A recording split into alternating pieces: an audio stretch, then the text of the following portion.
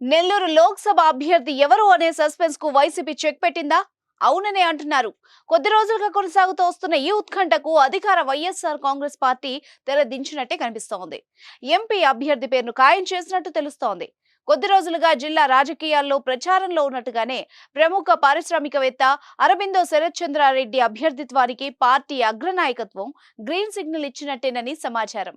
మీ business విస్తరించాలనుకుంటున్నారా? మార్చి 16-17 హైటెక్స్ లో ఫ్రాంచైజ్ ఇండియా బిగ్గెస్ట్ ఫ్రో ఎక్స్పో.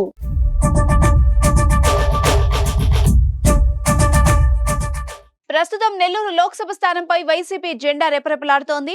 ఆదాల ప్రభాకర్ రెడ్డి ఈ స్థానానికి ప్రాతినిధ్యం వహిస్తున్నారు. 2019 నాటికి ఎన్నికల్లో ఇక్కడి నుంచి ఆయన విజయం సాధించారు. వచ్చే ఎన్నికల్లో ఆయన నెల్లూరు రూరల్ అసెంబ్లీ బరిలోకి దించింది. ఆదాల ప్రభాకర్ రెడ్డికి ప్రత్యామ్నాయంగా రాజ్యసభ సభ్యుడు వేమిరెడ్డి ప్రభాకర్ రెడ్డి పేరును తెర మీదకు తీసుకొచ్చింది.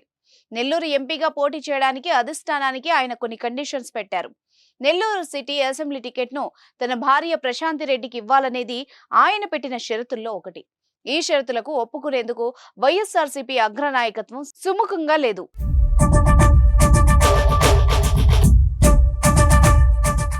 ప్రశాంతి రెడ్డిని కాదని మైనార్టీ నాయకుడికి నెల్లూరు సిటీ టికెట్ ఇచ్చింది. దీంతో వేమిరెడ్డి ప్రభాకర్ రెడ్డి మనస్తాపానికి గురయ్యారు.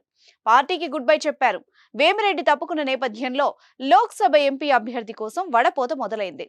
ఎంపీ విజయసాయి రెడ్డి అల్లుడి అన్నైన అరబిందో డైరెక్టర్ శరత్ చంద్రారెడ్డి పేరును పరిశీలనలోకి తీసుకుంది వైసీపీ. నెల్లూరు ఎంపీ అభ్యర్థిగా ఆయన పేరును ఖరారు చేసినట్టు టాక్. ఆయన స్వస్థలం నెల్లూరే.